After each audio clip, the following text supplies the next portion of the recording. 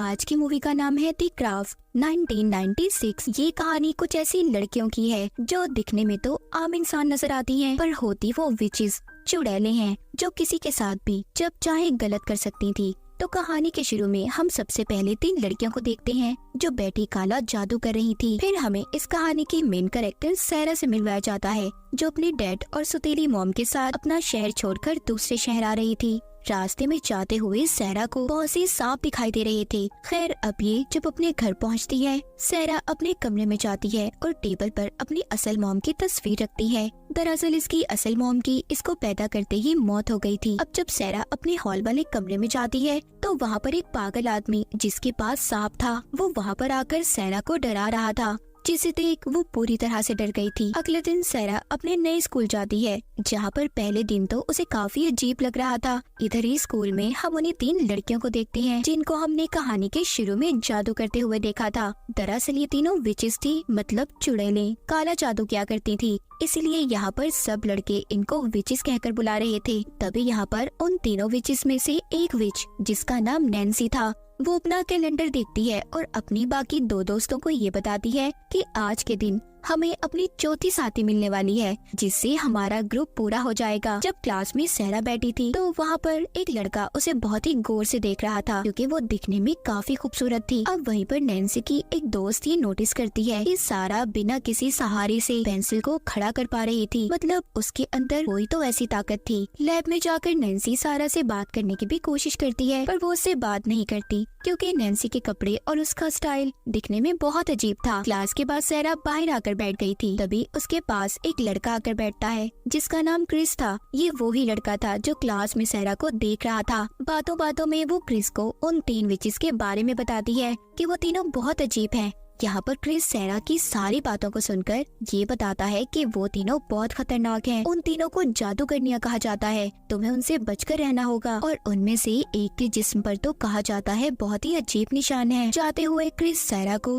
अपने football practice match में आने का कहता है। जब सैरा वहाँ पर जाती है तो वहाँ पर नैन्सी और उसकी बाकी 2 दोस्तें भी आ गई थी। वो वहाँ पर पहले तो सैरा से माफी मांगती हैं कि उन्होंने उसके साथ अच्छा बर्ताव नहीं किया, फिर उसे अपने साथ शॉपिंग पर चलने का कहती हैं। सारा भी उनकी बात को मान जाती है। रास्ते में नैन्सी सारा की बाजू पर निशान देखती है जिससे उसे पता चलता है कि सैरा ने खुद को कभी मारने की कोशिश की थी, मगर वो इस बारे में उसे कुछ भी नहीं बताती। ये चारों अब ऐसी दुकान पर आती हैं जहाँ पर काले जादू का सामान मिला करता था। यहाँ पर इनमें से एक लड़की सैरा को एक किताब देती है कि वो चुपके से उसे बैग में रख ले, मतलब कि चोरी। मगर ऐसा करते हुए दुकान के मालिक ने देख लिया था। वो सैरा के पास आती है और आकर उसे बताती है कि वो एक नेचुरल विच मतलब पैदाइशी जादूगरनी है। ये बात सुनकर सैरा भी काफी हैरान हो गई थी। जाते हुए सैरा को दोबारा से वही पागल आदमी दिखाई देता है जिसने सांप पकड़े हुए थे। यहाँ पर नैन्सी और उसकी 2 दोस्तें सैरा को उससे बचाती हैं और अपने जादू से उस आदमी का एक्सीडेंट करवा देती हैं। वो सैरा को लेकर एक जगह पर आ गई थी। यहाँ पर नैन्सी की एक दोस्त कहती है कि मैं जान चुकी हूँ, हमारी चौथी साथी सैरा ही है। हमारा ग्रुप पूरा हो चुका है और अब हमारे मेनन को भी हमारे ऊपर ध्यान देना होगा। मेनन एक ऐसी ताकत थी जिसकी पूजा ये विचेस क्या करती थी और इनका मानना ये था कि वो ताकत हर चीज से ज्यादा ताकतवर है। यहाँ पर नैन्सी सैरा से पूछती है क्या तुमने कभी कोई ख्वाहिश की है और वो फौरन से पूरी हो गई हो। सैरा उन्हें बताती है हाँ, एक बार मैं चाहती थी कि बारिश हो, तब मेरे कमरे में पाइप फट गया और दूसरी बार तो ऐसा हुआ मैं सुकून में रहना चाहती थी, जिसके बाद 3 दिन के लिए मैं बहरी हो गई, मुझे कुछ भी नहीं सुनाई दिया। अब नैन्सी उससे कहती है हमें मेनन की आत्मा को बुलाना चाहिए, जिससे उन्हें लगता था कि उसके आने से उनके अंदर का खालीपन भर जाएगा और उनकी सारी परेशानियां भी दूर हो जाएंगी। सैरा जब नैन्सी की ये बातें सुनती है तो काफी परेशान हो गई थी। वो वहाँ से चली जाती है।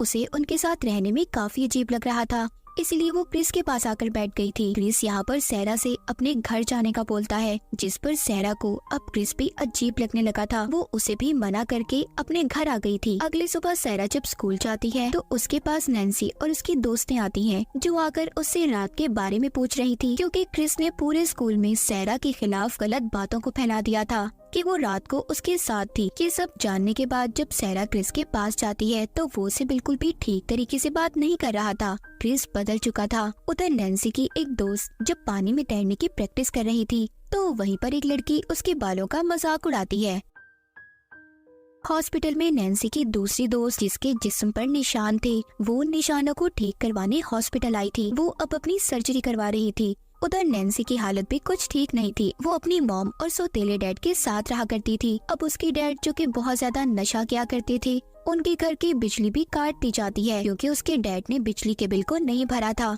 ये कह लें कि नैन्सी के हालात बहुत खराब थे। सारा को भी अपने घर में सोते हुए अपने माजी पास्ट से जुड़े हुए डरावने सपने आ रहे थे। अब अगले दिन नैन्सी और उसकी दोस्त सारा को अपने साथ एक ट्रिप पर चलने का कहती हैं। सारा भी मान गई थी। ये चारों मिलकर जंगल में आ गई थी। ये यहाँ पर आकर अपने खून की बूंदें वाइन में मिक्स करके पीती हैं। ये भी इनका एक जादू था। इन्होंने इस वाइन को पीने से पहले एक विश को सोचा था, जिससे जो भी इनके दिल में होगा वो पूरा हो जाएगा, यानी कि इनकी जो भी ख्वाहिश होगी वो पूरी हो जाएगी। नैन्सी की एक दोस्त उस लड़की से बदला लेना चाहती थी जो उसके बालों का मजाक उड़ा रही थी। सारा क्रिस से बदला लेना चाहती थी। वो चाहती थी कि वो उसके प्यार में पागल हो जाए। नैन्सी की दूसरी दोस्त जिसके जिस्म पर निशान थे, वो चाहती थी कि उसके निशान जल्दी ठीक हो जाएं, जबकि नैन्सी अपने अंदर मैनन की ताकत को चाहती थी। अब उनके वाइन पीने के बाद उनके पास बहुत सी तितलियां आती हैं जो कि उन्हें मैनन का एक इशारा लग रहा था। अगली सुबह जब ये स्कूल जाती हैं तो क्रिस सारा को ही देख रहा था और तो और उसकी दोस्तों की किताबों को भी उठा लेता है, जिस पर क्रिस के दोस्त उसका बहुत मजाक बना रहे थे। यानी कि इसका मतलब ये था कि सारा ने जो विश की थी वो पूरी हो चुकी थी। अब रात को सारा और नैन्सी अपनी उस दोस्त के घर पर रुकती हैं जिसके जिस्म पर निशान थे। सारा यहाँ पर इन तीनों को उंगली वाले जादू के बारे में बताती है। अब ये जादू तीनों अपनी एक दोस्त पर करती हैं। उन्होंने उंगलियों की मदद से अपनी दोस्त को हवा में उठा लिया था।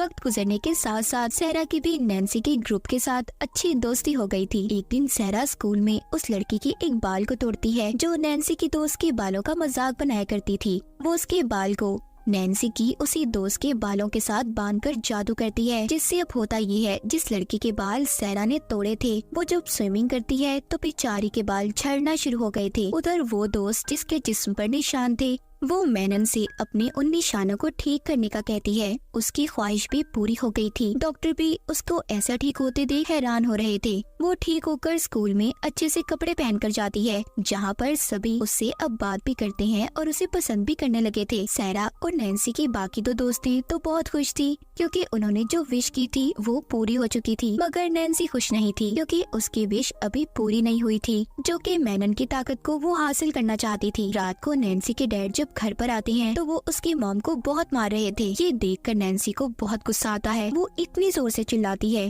कि उसके डैड को हार्ट अटैक आ गया था। जब एम्बुलेंस उन्हें हॉस्पिटल लेकर जा रही थी तो रास्ते में ही उसकी डैड की मौत हो जाती है। नैन्सी के डैड की मौत के बाद एक इंश्योरेंस एजेंट उनके घर पर आया था जो कि ये बताता है कि उसके सौतेले डैड ने उनके लिए बहुत से पैसों को छोड़ा है।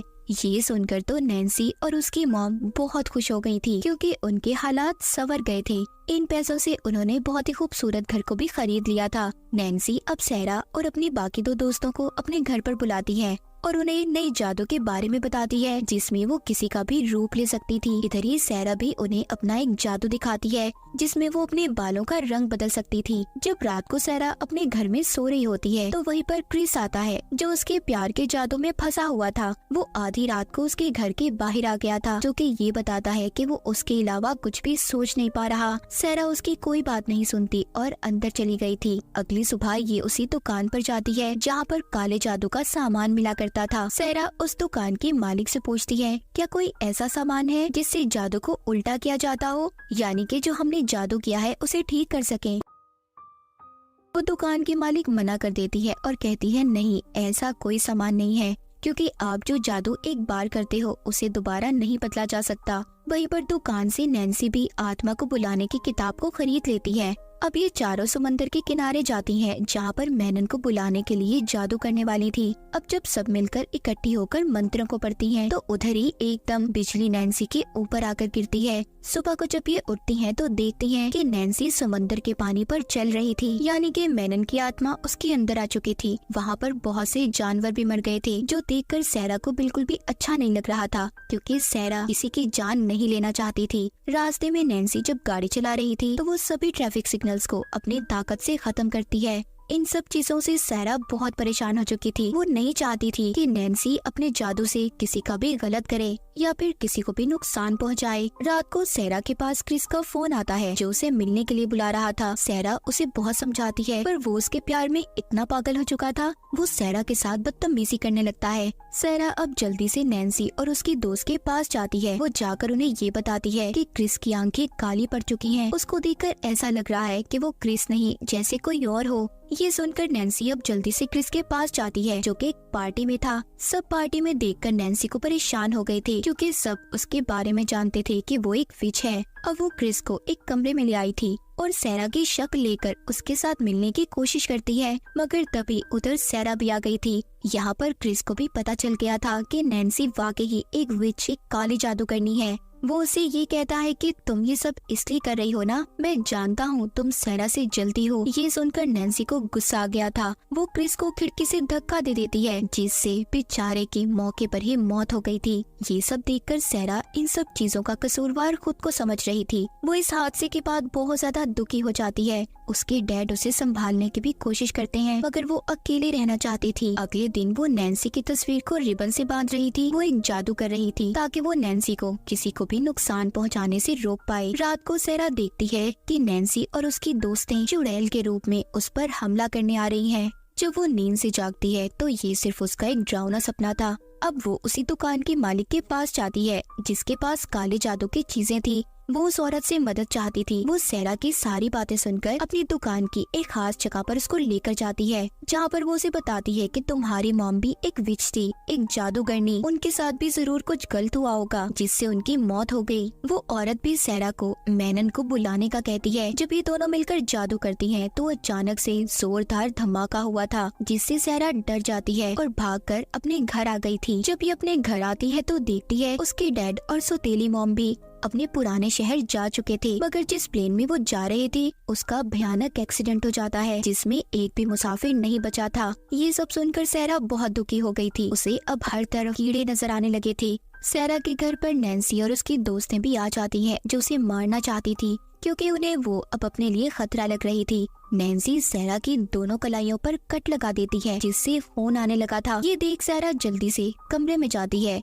अब यहाँ पर वो मैनन से मदद मांगती है। तभी नैन्सी की दोनों दोस्तों के साथ गलत होना शुरू हो गया था। एक के तो बाल ही उतर जाते हैं और दूसरे के निशान वापस आ गए थे। वो दोनों तो अपनी ऐसी हालत देखकर डर गई थी और वहाँ से भाग जाती हैं। उन दोनों के भाग जाने के बाद नैन्सी अकेली सैरा के पास आती है। तभी नैन्सी को भी सैरा की तरह हर जगह पर सांप और कीड़े नजर आने लगे थे। यहाँ पर नैन्सी जब सैरा पर हमला करती है तो सैरा भी जवाब में उस पर हमला करती है। इस लड़ाई में सैरा जीत गई थी क्योंकि वो ज्यादा ताकतवर थी। सुबह को नैन्सी की दोस्तें सैरा से माफी मांगने आई थी क्योंकि उन्हें अभी भी शक था कि सैरा के पास मैनन की ताकत है। जब सैरा अपनी आंखों के इशारों से दरख्त को गिरा देती है तो उन्हें उस पर यकीन हो गया था। साथ ही सैरा को ये पता चलता है कि उसके डैड भी बिल्कुल ठीक है। उनके मरने की खबर भी नैन्सी का एक जादू था। कहानी के आखिर में नैन्सी को दिखाया जाता है जो बिल्कुल पागल हो चुकी थी। ये सब कुछ उसके साथ सैरा के जादू की वजह से हो रहा था। असल में मैनन ने सैरा को अपनी ताकत दे दी थी और नैन्सी उसकी दोस्तों से उनकी सभी ताकतों को वापस ले लिया था क्योंकि वो अपनी इन ताकतों का गलत इस्तेमाल कर रही थी। इनमें सिर्फ एक सैरा ही थी जो किसी के साथ कभी गलत होने नहीं देना चाहती थी, यानी कि वो एक अच्छी विच, एक अच्छी जादूगरनी थी। और इसी के साथ ही द क्राफ्ट की कहानी यहीं पर खत्म हो जाती है।